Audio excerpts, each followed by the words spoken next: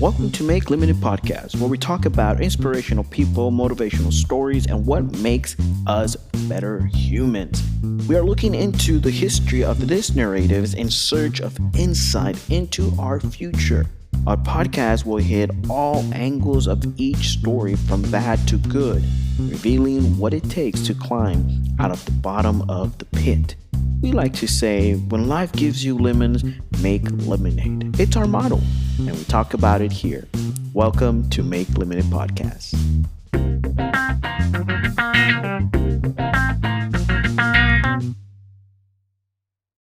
What's going on, everyone? This is your host, John. Welcome to Make Limited Podcast. I hope that you enjoyed the new intro that we have. It is amazing. We enjoyed recording it and making it. It was just awesome.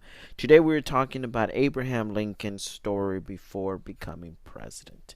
Now, if this is your first time here, thank you so much for joining us. We are privileged to have you here with us, listening to our podcast wherever you are, from whatever podcast you are listening from. Thank you so much for being here. We appreciate it. We thank you. And for those that have been with us and carry on, thank you so much for supporting us and moving us forward. And we hope that we all can be better humans together. So today we're talking about, once again, Abraham Lincoln's story before becoming president. Now, if you don't know who Abraham Lincoln is, he was the 16th president of the United States. But before I give a little background, let me just give you a little information why I've decided to talk about Abraham Lincoln. Not only because we are in the month of really looking back into our history and viewing the things that have gone through our past as America was able to grow and, free itself into its own civil war and all these things that happened. Was one of the main reasons why I wanted to talk about Abraham Lincoln. And one other thing was one of the leaders that I look up to. And as getting to know more about him, I was able to see a lot of things that I believe in myself. I learned very young that when you look up to someone, it's very easy to want to do exactly what they do, mimic what they do, all those things, and believe in them 100%, that you become blind that people are human. And this is one of the things that I have to reassure myself every time, because I can look at someone and be like, wow, they've done so much, but you don't know the person for who they are by themselves, or who they are with their family member, who they are with their animals, or who they are with, strangers, or who they are with, their spouse. You don't know the person for that. You only have a one-side story that you have seen. But there's so much to people that we don't know. So what am I saying with this? What I'm saying is, in the way that we're going to talk about Abraham Lincoln is going to be looking at the aspect of every part of good and bad, because I believe people can be good. They have the power to be good, and I believe that people have also the power to be bad. Now, those are very simple terms that are black and white to understand easily. I think that when we see someone do something, and for example, a crime or something, and we're like, oh my goodness, that person's, so and so, this and that. But we don't realize that we are the same flesh and blood, same bones, same brains, same heart. We are all humans, and we are all capable of doing anything if we are pushed to a certain level. Everyone has a level that they come to. And if there is no level, then there is a deficiency, right? And I'm not saying everyone has a deficiency or someone has a deficiency, but there has to be a cause of why they don't feel that. For example, people who don't feel fear, right? They don't know fear. When they, have them sit down and put faces of different emotions, the one thing they don't recognize is fear, the face of fear, because they're missing that in their brain. They doesn't react to that. So there are things that we look at when we go into leaders, and we can't automatically say, oh my goodness, they're so amazing, they're so perfect. Because the moment that we say those things is the moment that we fail ourselves as humans. And the reason why is because people have flaws. And when we see their flaws, we don't like it because it's not what we thought they were. It's not who we pictured them to be. And I think this is one of the things that we'll talk way on to the future when we talk about relationships and love and all that stuff. But this is the one things that I believe that when people make a commitment, right, to be together, say for example in marriage, and it says, be together, sickness or whatever, we're in good and bad. The point is that you're accepting, when you're making that commitment as marriage, you are committing yourself to accept the person with all their flaws and all their goodness. Sometimes going into a relationship, we just want to see the goodness. It's like your first date. The first thing you show is your best side. You want to dress good, you want to smell good, you want to, get yourself looking good, wearing the best colors, whatever it is that you do, right? But you want to look good. You want to represent yourself as good. But then down the line, we stop being that person that was good. And then, when it gets to marriage, it just becomes worse because you kind of think of the person as someone who belongs to you, right? But the point is that when you get into a place of marriage, and I'm not talking just about marriage, but I'm making a point here of why I'm talking about Abraham Lincoln. When you get to a place in this area and you become one, right? It's very important that you know how to love yourself. Because, as for an example, your spouse is a mirror of who you are and how you treat yourself and what you think of yourself, as vice versa as your spouse to you. And that's the simplest way as I can say when it comes to that area, right? So how do we connect that back to Abraham Lincoln? I know you're wondering.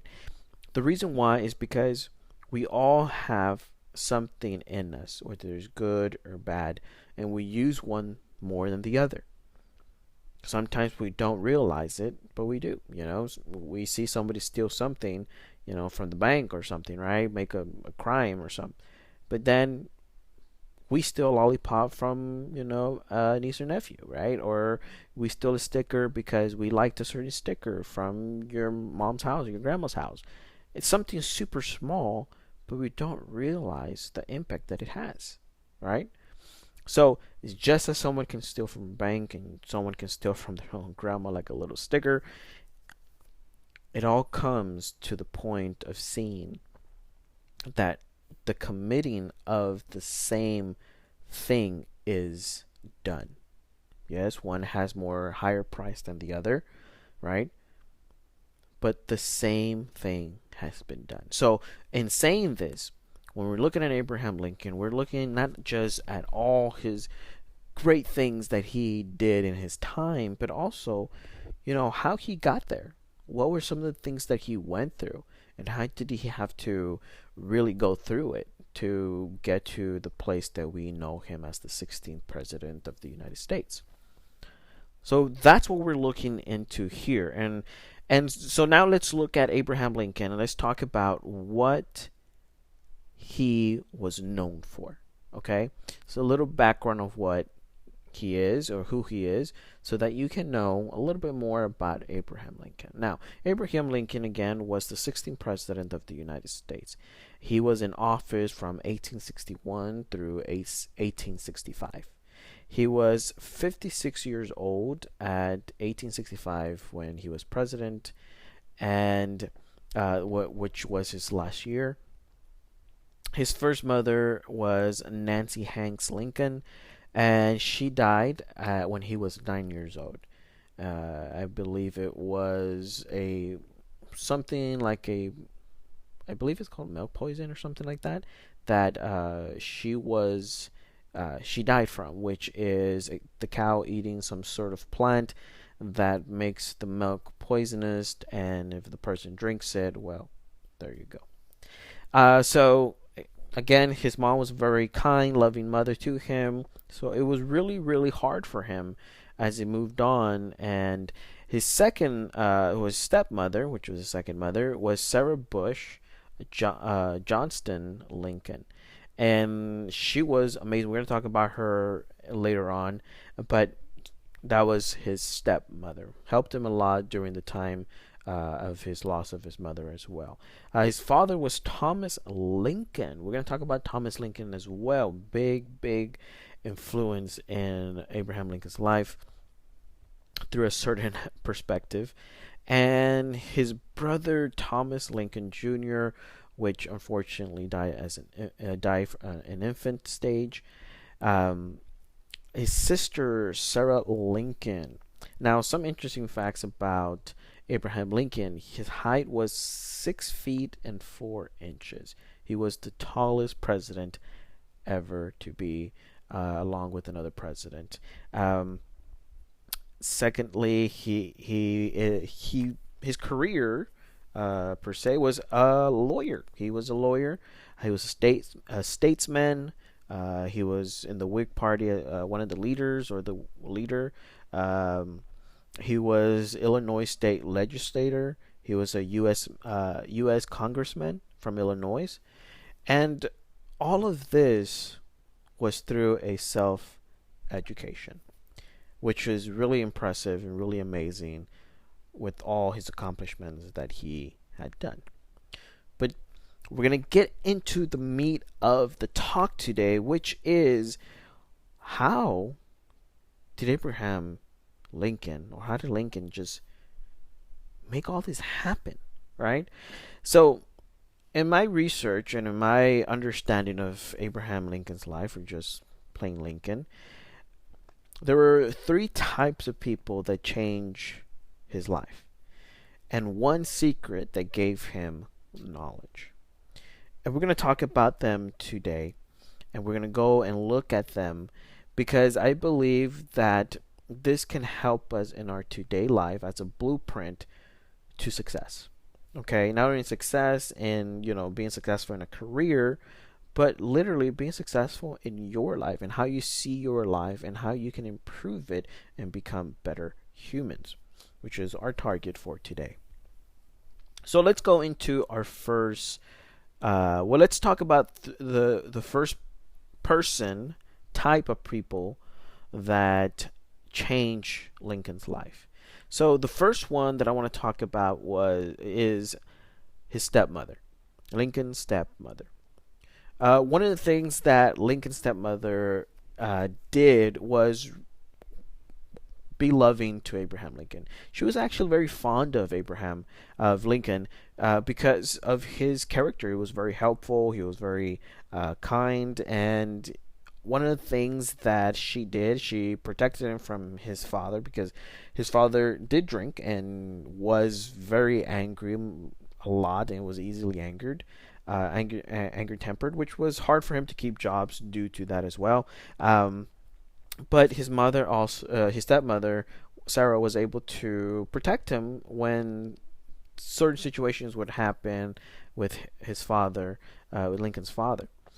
She encouraged them. Well, one of the things before we get there, another thing that she did, she loved him.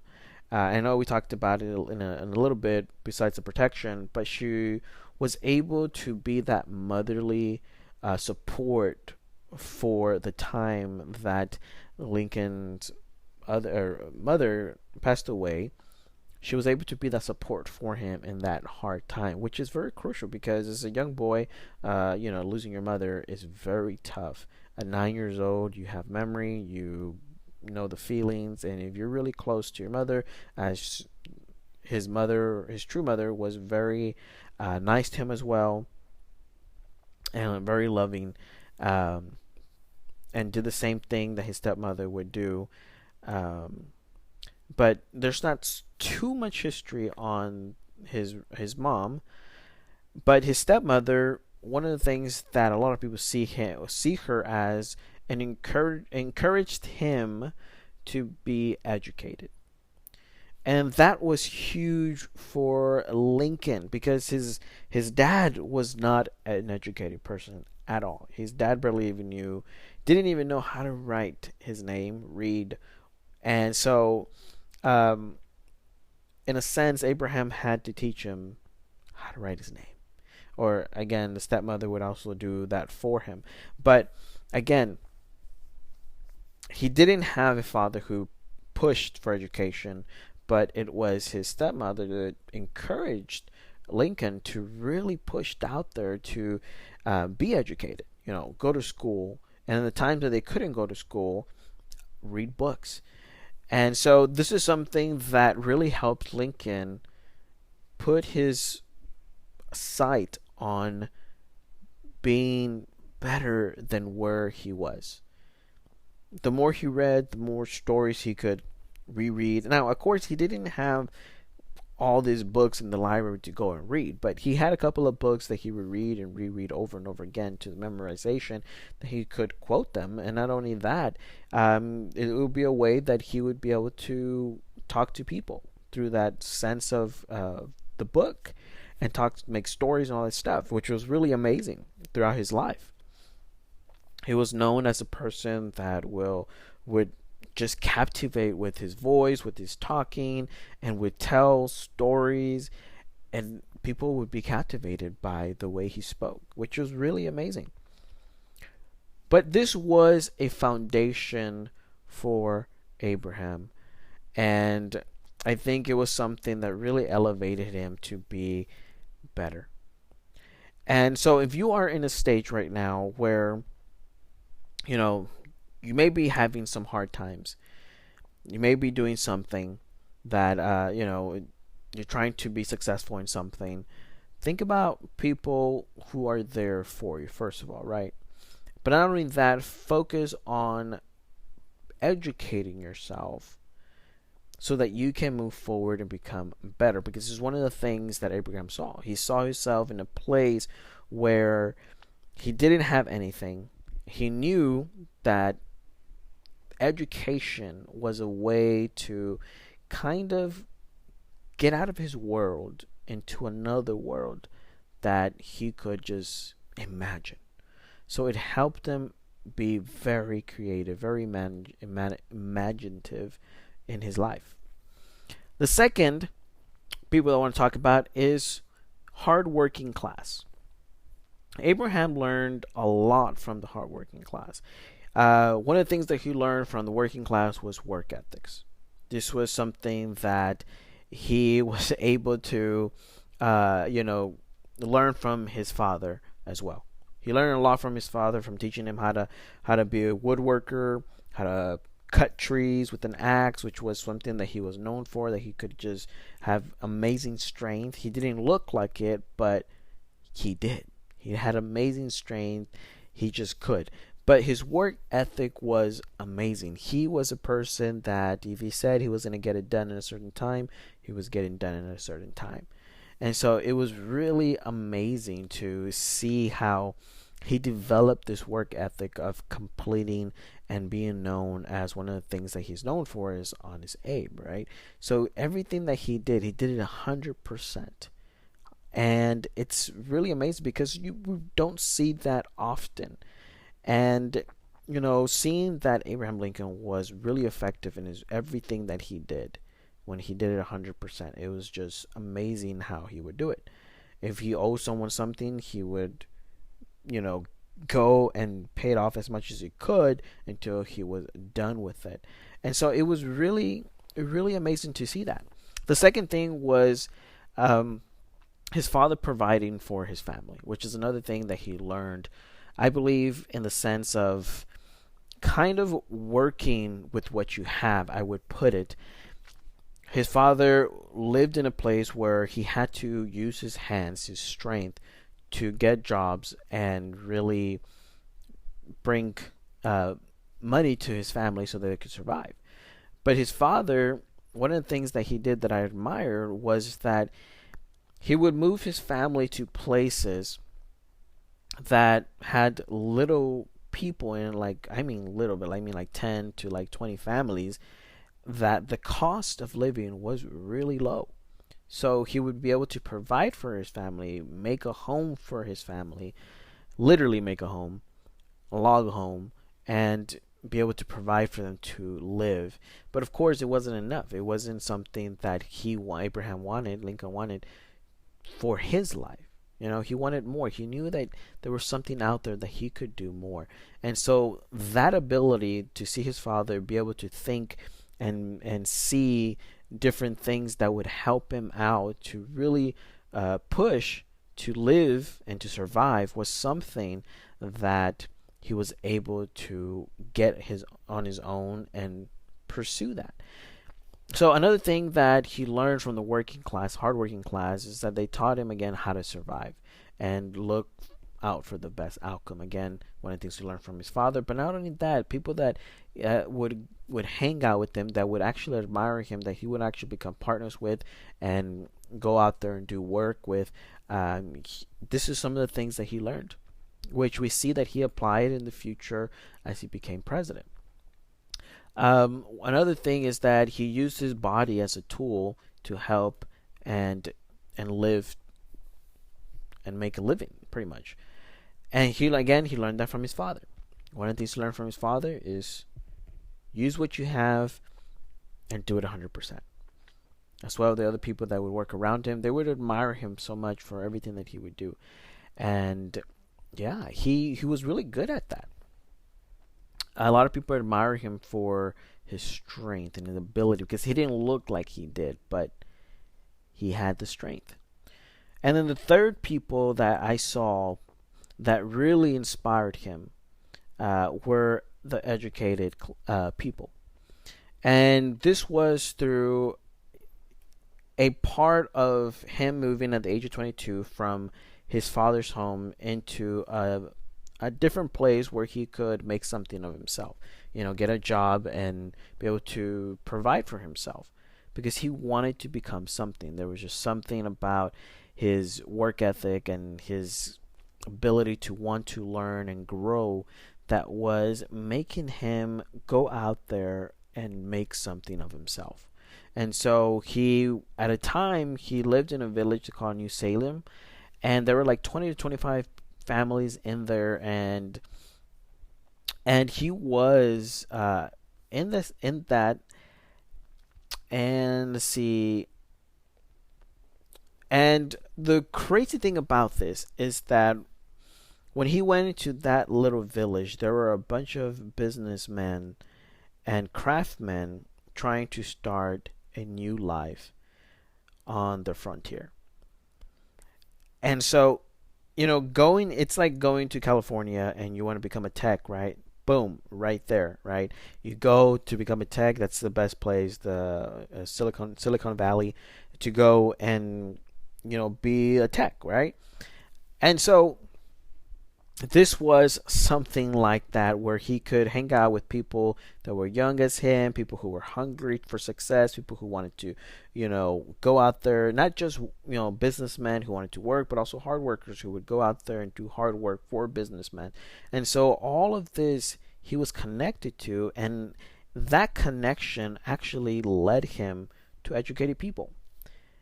And his reading of books was something that really pushed him forward to get that connection with them. So he learned, and what did he learn from educated people? He learned class. It's one of the things that he saw from the educated people. There was a point in time where he went into one of the entertainment things that were back then was going to the courthouse to actually see a lawyers talk, and the judge and all the criminals and all that stuff happen. People actually saw that as entertainment. So one of the things that Abraham Lincoln did is he went one time to go see a lawyer speak on the whole thing that was happening, and he was actually inspired because the lawyer spoke so well, and he thought to himself, I want to speak like that, because it was such a beautiful um, masterpiece of the way that he, you know, came across, that that was something that he wanted to do. So again, he learned class, the speaking, the walking, everything that the class was doing. It was something that he was trying to admire, not only for the position, but for the ability to do that. And the second thing was power. One of the things that he started noticing with the educated people is that the higher or the more business the person had, the more power they had. Now, he wasn't a hungry person for power, but he knew that there were places where you could make a difference. And that's one of the things that Abraham wanted to do. He wanted to make a difference in his life and in other people. So getting to that power to make a difference was important. Another thing that Lincoln noticed with the educated people is network. It connected him really to people that were of high class, and not only that, but actually people who were educated in law, which is one of the things that got him interested into becoming a lawyer. And connecting with people were ways that he could actually get books and borrow books from people who were lawyers and talk to these people who were lawyers and just hang around that group and just get to know that field even more. And that was the beautiful thing, because in a way he got mentors and he was an apprentice to some of these people that were lawyers, and he was able to have doors open to an opportunity because of that network. And another thing, which is interest in politics. So the more that he started getting into the lawyer area, the more that he wanted to do more good, he was interested in the politics area, where it somehow just drew him in. Something different, something that was just amazing for him, and he wanted to get in there because he enjoyed everything where it came to speaking, and having that knowledge was so crucial to him. And then again, we talked about the lawyer, which was the proper public speaking and debating. He enjoyed that. It was something that he wanted to challenge people, because it's one of the things that he loved to do through his whole life. He was always not one challenge that he wanted to back down, and he always wanted to make sure that that challenge was faced, and if he failed, he would reassess and look back into, his notes that he recorded mentally, and then do it again so that he could win. And that was something that actually got him to the point of becoming president.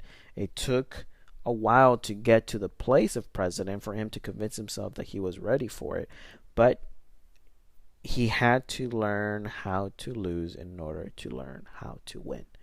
And those are the things that he learned from educated people, which was for me something that was so powerful, that he used all his things and his wits and his trickery and his way of persuasion and the way of speaking to people to get the best out of them, was something that he was so talented in, right? And, it was so amazing to see that he was very convincing and, in a way, manipulative. Not in the sense of a negative way, but he knew how to get what he wanted. And when he didn't know how to do it, he would refer to one of the secrets that gave him knowledge. And that is the first secret, and the one secret is his books. That was the main thing that Abraham did for his learning. And see, and the difference between his learning and books, because he didn't have, again, many books available to him, but he would read as much as he could from anything, whether it was a piece of, newspaper, whether it was a pamphlet on the walls or something, right? He would be reading. And see, the interesting thing here is that he would read try to read everything, right?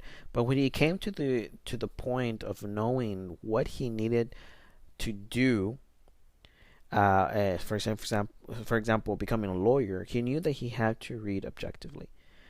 So he would focus on reading books and just, I mean, when I say focus, he would focus. People would freak out thinking that he was crazy.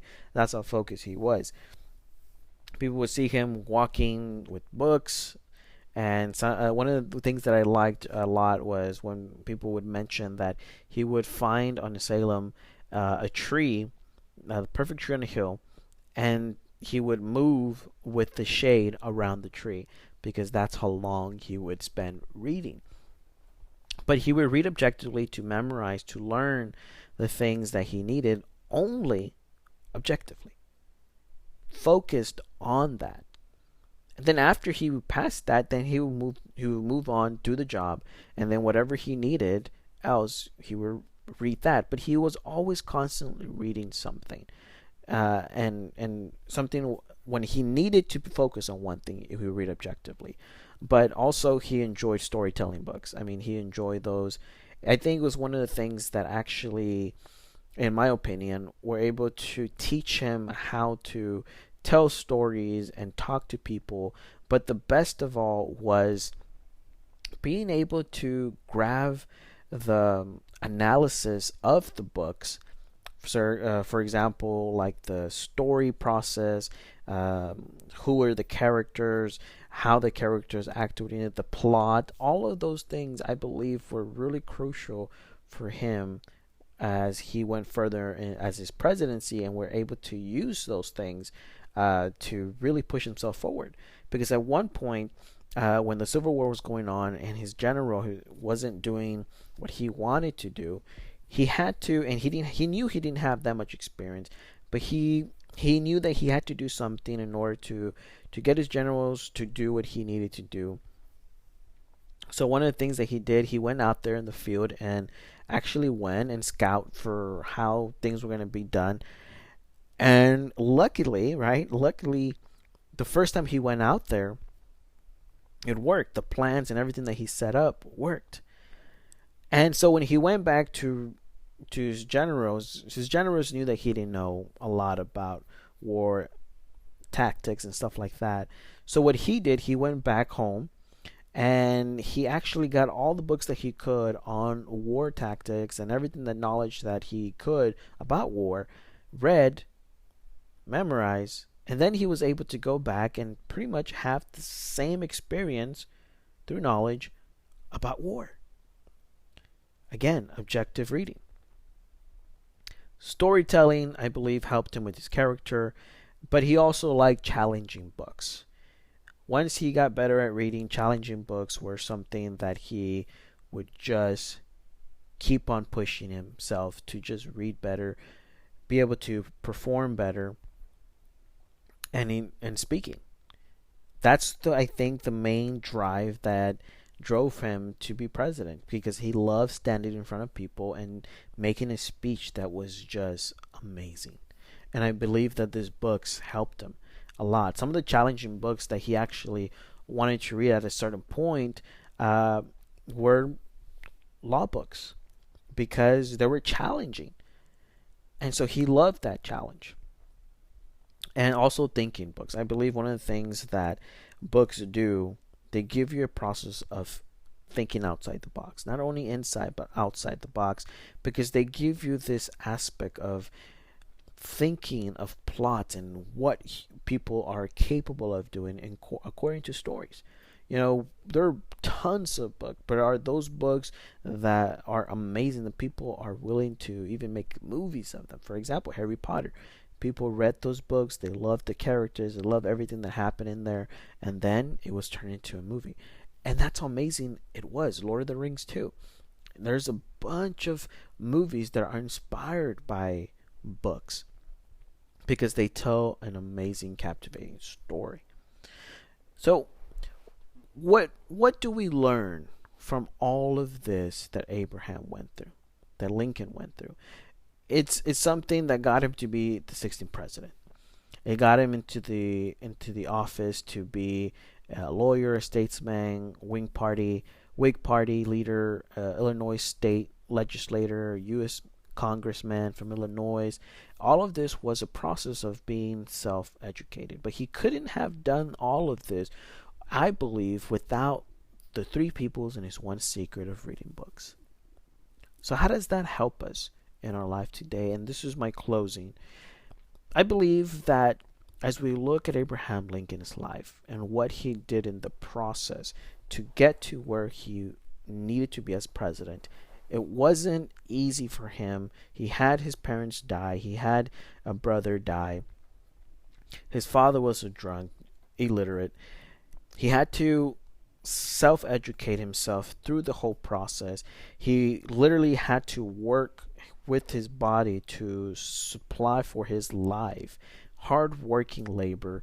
And then he had to get into a point to that self education, to learning how to network and talk to people and gain their favor. And then the process of becoming a lawyer, and that process led him ultimately to become the president of the United States. But he did that through the process of knowing, networking, talking to people, figuring out what he needed, and doing everything possible to get there. Even to the point that if he had to, objectively read a book, he would. And tons of books he would. He was also a person that had a wife, then didn't have a wife, then had another wife, and all those things hurt him. He wasn't a man that was happy because he was successful in what he was doing. He was actually a person, for when he actually wasn't with his first wife, he went into a depression where he had to have friends look after him because they were scared that he was going to do something that they didn't want him to do.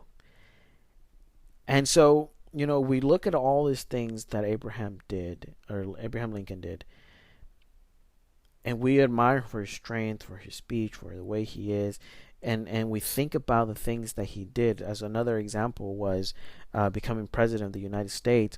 When he took his first picture as president, people were scared of the president they had chosen. They were actually asking themselves, "This is the president that we voted for? My goodness, this is a scary man," because you could see the wrinkles and everything. He was a man that had gone through hard things.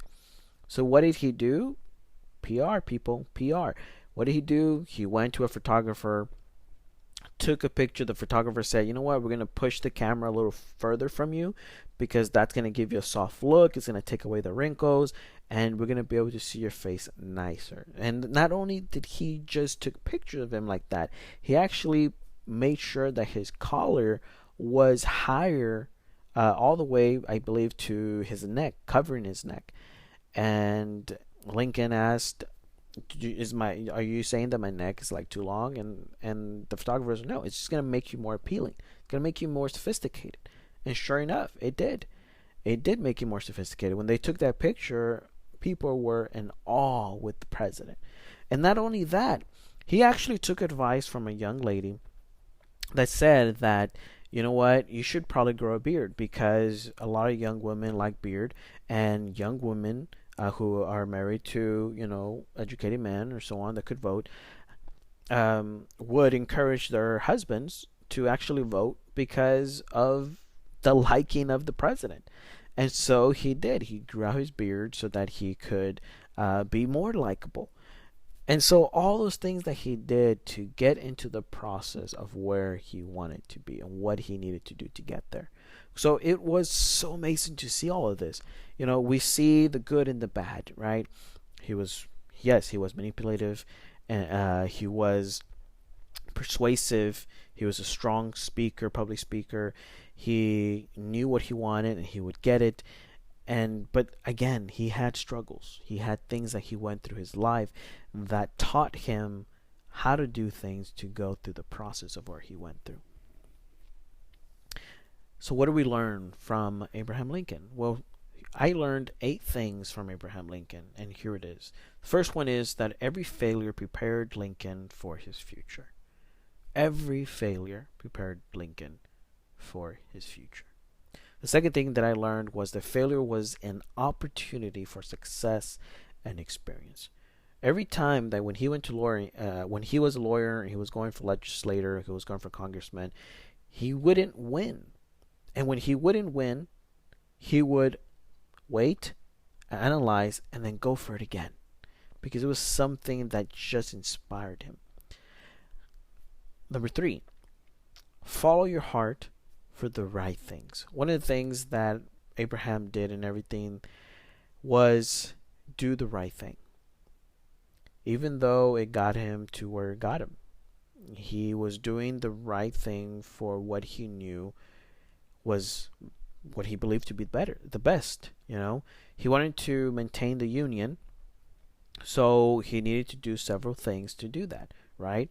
If you look at the army, he needed to have more people to win, right? So what did he do? Well, the general that wasn't doing the thing, he actually got another general who was willing to do what he was asking him to do that the other general didn't want to do, right? Which was Ulysses. Ulysses went out there, did the job. He was a very hard, very strict general. He did his job and he was really good at what he did. But he wasn't the general that everyone thought he, oh my goodness, the amazing general. Another thing was that he needed African Americans to fight because they didn't have enough soldiers, right? So he needed them, but he just had trouble with what's going to happen after the war. What if we win?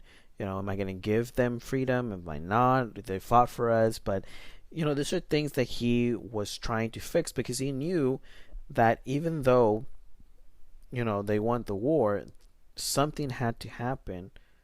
Something needed to change, right? So those are his challenges as president that he had to face. And there were huge challenges. But yes, at the very end, he freed, the slaves.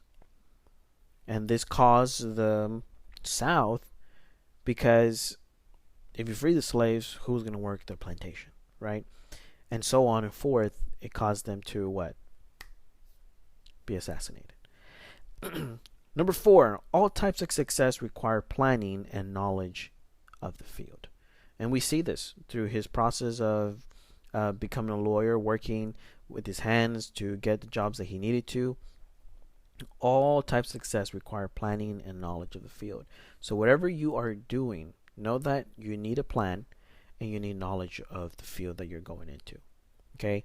If you're going in there and people, you want people to give you a plan, you want people to give you knowledge of it, I believe that you will get educated, but you won't get the educated that you need, because it's not the plan that you want, but it's a plan that someone else is giving you. And in the end, you will be unsatisfied. Or you'll be happy with people giving you a plan, whichever is best for you. Number 5, reading books opens the mind and stories help connect people. This is something that I believe helped him so much, a lot, tremendously, even to the point of being president. 6, doing the right thing won't make everyone happy.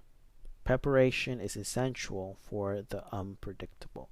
This is something that we talked about for him. He actually had a dream that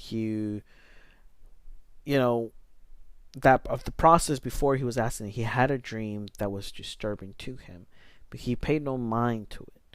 And this is just something out there that people say that I've read from an article, but you got to be prepared for what you're doing.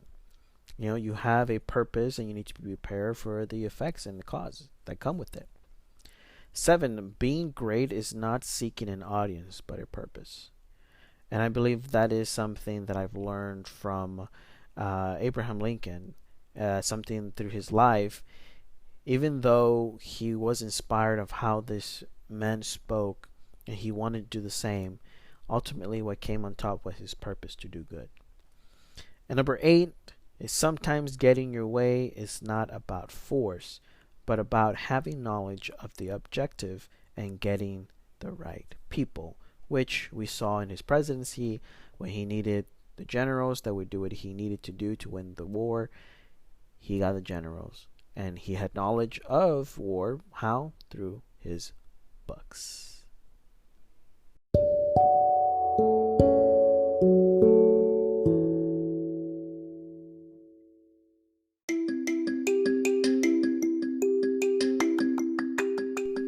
All right, everyone. Thank you so much for tuning in on today's podcast on Abraham Lincoln's story before president. If you want to let us know how Make Limited Podcast has been inspiring you and motivating you to be better humans, you can always go to our Facebook page at Make Lemonade Podcast or go to our website at makelimitedpodcast.com. So stay tuned for our next episode where we're going to be talking about Melanie Perkins, the CEO of Canva. So stay tuned and we'll see you next time.